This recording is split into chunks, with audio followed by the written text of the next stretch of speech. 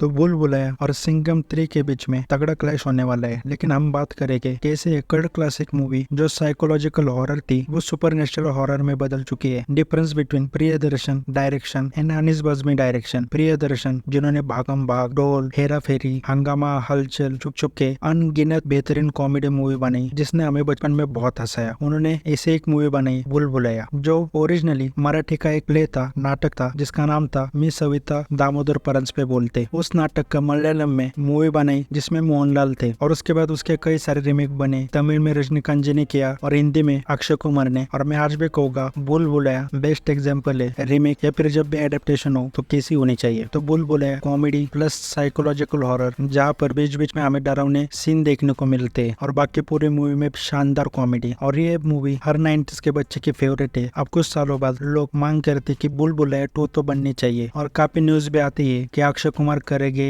नहीं। कभी ये खबरें आई कि फीस ज्यादा मांग रहे हैं तो कभी ये खबरें आई कि स्टोरी अच्छी नहीं है, स्टोरी की वजह से वो पीछे हट गए। ऐसे में कार्तिक आर्यन और कृति और तब्बू इनको लेकर ये मूवी बनाई जाती है और मूवी ब्लॉकबस्टर होती है। अब इसका रीजन में भी ये बता दूं, मूवी एवरेज थी लेकिन इसका सरप्राइज फैक्टर निकल कर आई तब्बू। और जो लास्ट का ट्विस्ट था वो अनएक्सपेक्टेड था और तब सारी मूवीज फ्लॉप हो रही थी। तब ये मूवी चल पड़ी। बाद में आर्टिकल छपे कार्तिक आर्यन नेक्स्ट सुपरस्टार, ये सब। कार्तिक आर्यन ने अपनी फीस भी बढ़ा ली इसके बाद। तो जाहिर से बात भूल भुलैया 3 तो आने वाली है लेकिन इतनी जल्द आएगी किसी ने सोचा नहीं था। अब नो डाउट भूल भुलैया 2 की सक्सेस देखकर इस मूवी को बनाया गया है और पूरी कैश ग्रैब मूवी है ये। मतलब कार्तिक आर्यन के साथ जो एक्ट्रेस थी उसको ही गायब कर दिया और तीसरे पार्ट में तृप्ति डिम्परी को लाया गया क्योंकि आजकल वो नई सेंसेशन है ये कह लो। लेकिन डिसअपॉइंट चीज मुझे इस मूवी में एक लगी कि इन्होंने विद्या बालन से भी क्रिंज एक्टिंग करवा ली। ऑनेस्टली बोलूं ट्रेलर मुझे उतना बुरा भी नहीं लगा जितना लोग क्रिटिसाइज कर रहे हैं। फॉर एग्जाम्पल मैं एक्साइटेड हूँ विजय राज जी का रोल देखने के लिए। विजय राज, राजपाल यादव इन जैसे बेस्ट एक्टर है मूवी में और कॉमेडी में भी मुझे मूवी की सही लगी। लेकिन जो मैंने कहा था प्रियदर्शन के डायरेक्शन में डिफरेंस नजर आता है वो भूल भुलैया 1 में दिख जाता है। जब भूल भुलैया 1 में विद्या बालन मंजुलिका बनी थी उसमें वो जब बेड उठाती है वो सीन सबको याद है, उसमें जो विद्या बालन ने एक्टिंग की थी। और कटू भूल भुलैया 3 में आते और यहाँ पर मैं सच कहूंगा मैं देख नहीं पा रहा था, मुझे पूरी क्रिंज लग रही थी विद्या बालन की एक्टिंग। और no doubt Vidya Balan best actress है। इनफैक्ट मैं कहूंगा विद्या बालन उन एक्ट्रेस में से जिनकी फिल्मोग्राफी वर्सटाइल रही है। लेकिन अब मूवी देखने के बाद ही देखते हैं क्या सच में एक्टिंग क्रिंज है या फिर सीन या फिर सिचुएशन के हिसाब से वो अच्छी भी हो सकती है। अब बात करें कहानी क्या होगी इसकी, तो कहानी यही होगी कि आपने कार्तिक आर्यन उसको पता चल चुका है कि ये लोगों के दिमाग में भूतों का डर है, उससे वो अच्छा खासा पैसा कमा सकता है और उसका हवा भी बन चुका होगा जिसमें उसने भूल भुलैया 2 में जो केस सॉल्व किया था उसकी वजह से। ऐसे में लोगों को ठगते ठगते वो एक दिन एक ऐसे शहर में आ जाता है जहाँ वो रिसेंबल करता होगा वहाँ का जो भी पहला कोई राजा होगा उनसे और वहाँ के लोग उसे राजा मान लेते हैं। लेकिन वहाँ का पास्ट होगा कि विद्या बालन और माधुरी दीक्षित उस जमाने में राजा के दरबार में दोनों नाचते होंगे लेकिन ये दोनों लेस्बियन होगी। इन दोनों को आपस में प्यार होगा लेकिन वहाँ के लोगों और राजा को यह मंजूर नहीं होगा और इसके लिए वो उन दोनों को मरवा देगा और तब ये शपथ लेगी कि वहाँ पर कोई भी मर्द राज नहीं कर पाएगा और इसी के लिए वो कार्तिक आर्यन के पीछे पड़ जाती है। पहले कोशिश तो यही रहेगी कि कार्तिक आर्यन को हटा दे लेकिन लास्ट में शायद कार्तिक आर्यन उनका दुख सबके सामने लाए और फिर उनके आत्मा को शांति मिले। और नो डाउट अगर ये मूवी हिट होती है तो वो इसका चौथा पार्ट भी निकालेंगे। बाकी मैं फिर से कहूंगा कि ट्रेलर मुझे इंटरेस्टिंग जरूर लगा। दिवाली है वहाँ पर ये मूवी रिलीज हो रही है और तुम जब दोस्त फैमिली के साथ देखने जाओगे तो मुझे मूवी में इतनी कॉमेडी तो नजर आ रही है कि तुम एंजॉय कर लोगे। बाकी तुम्हारा क्या ओपिनियन है वो कमेंट करके जरूर बताना।